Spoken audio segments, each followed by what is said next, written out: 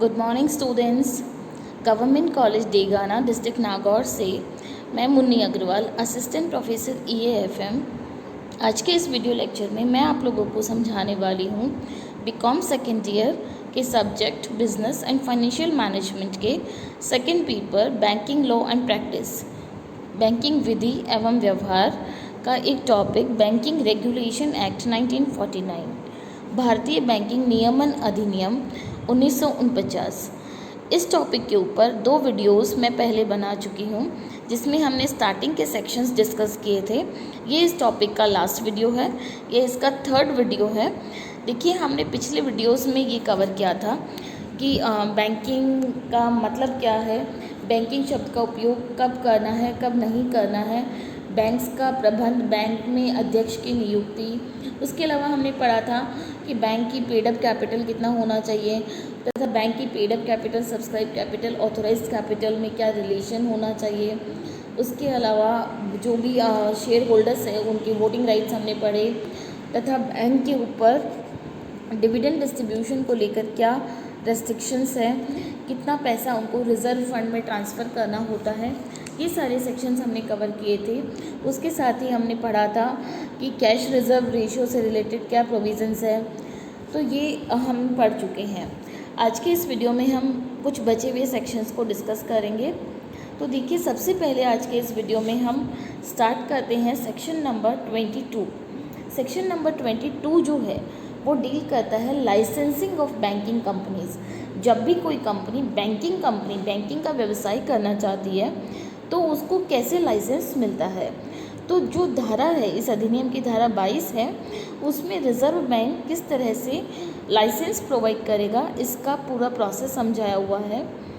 इसके अनुसार कोई भी कंपनी जो कि बैंकिंग का बिजनेस करना चाहती है वो रिज़र्व बैंक के पास एक रिटन एप्लीकेशन भेजेगा, तथा रिज़र्व बैंक लाइसेंस देने से पहले उस कंपनी की सारी बुक्स ऑफ अकाउंट्स की जांच करेगा और लाइसेंस तभी प्रोवाइड करेगा जब वो कुछ बातों को लेकर संतुष्ट हो जाए कि जो भी बैंकिंग कंपनी है उसका उद्देश्य डिपॉजिटर्स के हित के अगेंस्ट नहीं है, डिपॉजिटर्स के अहित में नहीं है, तथा जो कंपनी है वो अपनी वर्तमान और भावी, प्रेजेंट और फ्यूचर जो भी डिपॉजिटर्स है उनकी पूरी राशि जब भी देय होगी या जब भी वो मांगेंगे वो उनकी पूरी राशि चुकाने में समर्थ है।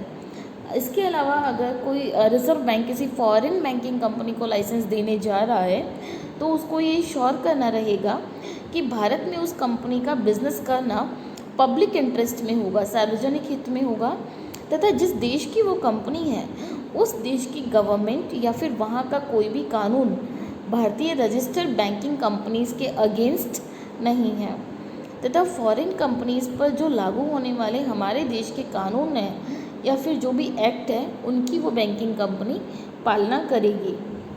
तो ये सारी जांच करने के बाद, ये सारा इन्वेस्टिगेशन किया रिज़र्व बैंक ऑफ इंडिया ने।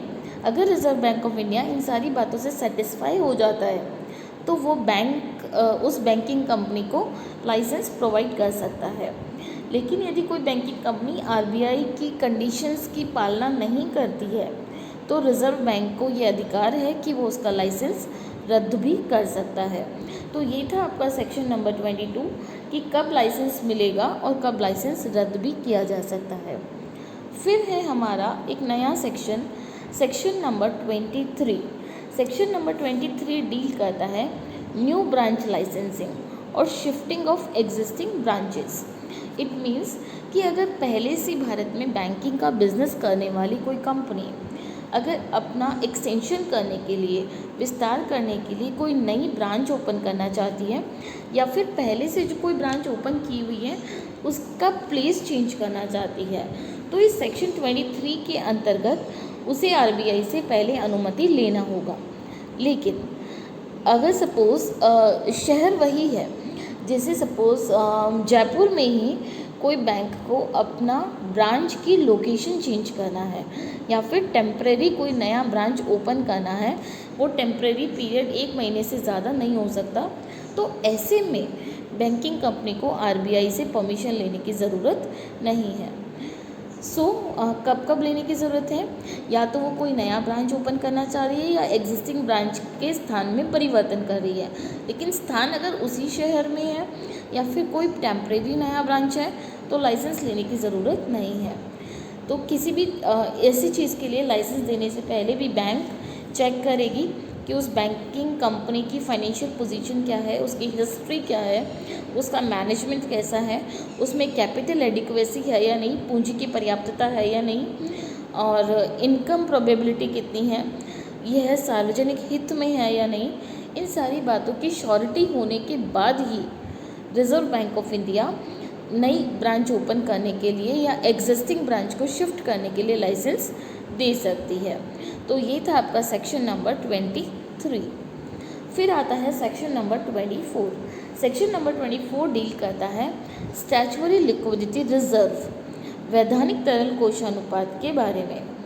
तो ये जो भारतीय बैंकिंग अधिनियम 1949 है, उसकी धारा 24 क्या कहती है कि जो भी अनुसूचित बैंक है, जो भी स्केड्यूल्ड बैंक्स है, उनको अपने टोटल डिपॉजिट्स का कम से कम 20% SLR रखना होगा। ये ओरिजिनली इस एक्ट में लिखा हुआ था, लेकिन धीरे धीरे यह चेंजेस हुए और यह 20% से इंक्रीज़ होकर 25% हुआ।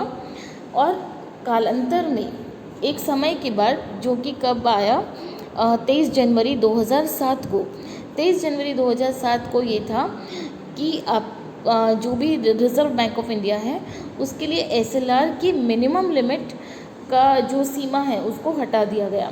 तो अब क्या है कि जो बैंक है उसके लिए SLR की लिमिट 0% से लेकर 40% कितना भी हो सकता है ऑफ देयर टोटल लाइबिलिटीज़। तो ये था सेक्शन नंबर 24। फिर एक है सेक्शन नंबर 25 जो कि है प्रॉपर्टी इन इंडिया, कि कोई भी विदेशी बैंकिंग कंपनी अपनी टोटल लाइबिलिटीज़ का 75% एसेट भारत में रखेगी, यह उसके लिए अनिवार्य है। मीन्स अपनी total demand liability and time liability, उसकी 75% संपत्ति उसको भारत में रखना आवश्यक है। मतलब ये जो धारा 25 है ये किसके लिए है? विदेशी बैंकिंग कंपनियों के लिए। उसके बाद में है धारा 26।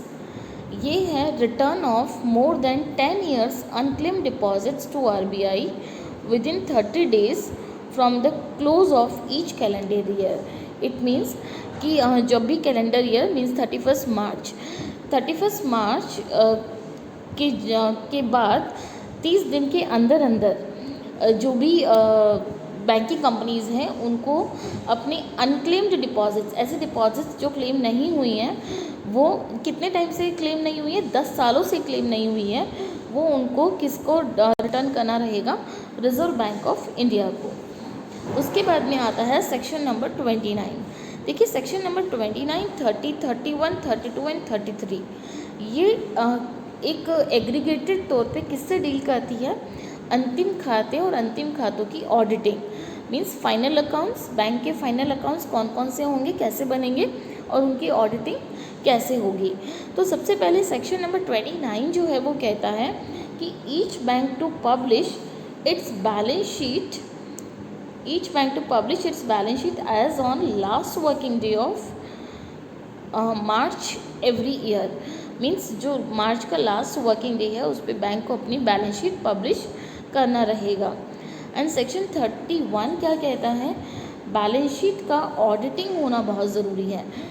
प्रत्येक बैंक के लिए ये आवश्यक है कि वह एक तो अपने अंतिम खाते तैयार करें, और ये कब तैयार करें? अपने व्यापारिक वर्ष के अंतिम दिन तैयार करें। फॉर्म ए, इसके लिए एक फॉर्म ए दिया हुआ है, उसके अनुसार तैयार करें, और इन पर बैंक के मैनेजर के या फिर बैंक का जो सबसे सीनियर ऑफिसर है तथा कम से कम 3 एग्जीक्यूटिव्स के सिग्नेचर होना ज़रूरी है। और जो बैंक की फाइनल अकाउंट्स हैं उनका ऑडिट कराना भी आवश्यक है। तथा सेक्शन नंबर 52 ये कहता है कि इनका पब्लिकेशन भी कराना अनिवार्य है।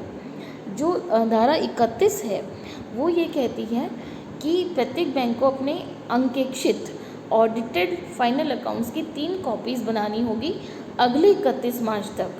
उनको रिजर्व बैंक ऑफ इंडिया के पास भेजना रहेगा। और अगर RBI उचित समझे तो उसमें 3 माह की बढ़ोतरी और कर सकता है। फिर आता है सेक्शन नंबर 35। सेक्शन नंबर 35, इसके अंतर्गत RBI is authorised to undertake inspection of banks. Means Reserve Bank of India को ये अधिकार प्रदान किया जाता है कि वह स्वयं के ऑर्डर पे या फिर सेंट्रल गवर्नमेंट के ऑर्डर पे किसी भी बैंक की बुक्स ऑफ अकाउंट्स की जांच कर सकता है, तथा वो जो निरीक्षण की रिपोर्ट बनाएगा, इंस्पेक्शन की जो रिपोर्ट बनाएगा, उसकी एक कॉपी खुद रखेगा, स्वयं RBI के पास रखी जाएगी, एक कॉपी बैंक को दी जाएगी जिसका इंस्पेक्शन रिपोर्ट है, तथा इसकी 3rd कॉपी जो है वो सेंट्रल गवर्नमेंट के कंपनी रजिस्ट्रार को प्रस्तुत की जाएगी। अगर किसी बैंक की फाइनेंशियल कंडीशन खराब पाई जाती है तो बैंक को तुरंत बंद करने के आदेश भी दिए जा सकते हैं। So this section 35 gives RBI an authority to undertake inspection of banks. उसके बाद में आता है section number 45Y। Section number 45 जो है इसका वाई सबसेक्शन ये कहता है preservation of records as per the directives issued from time to time. समय समय पर रिजर्व बैंक ऑफ इंडिया के द्वारा जारी किए गए डायरेक्टिव्स के अनुसार प्रत्येक बैंकों को अपने रिकॉर्ड्स को सुरक्षित करके रखना रहेगा।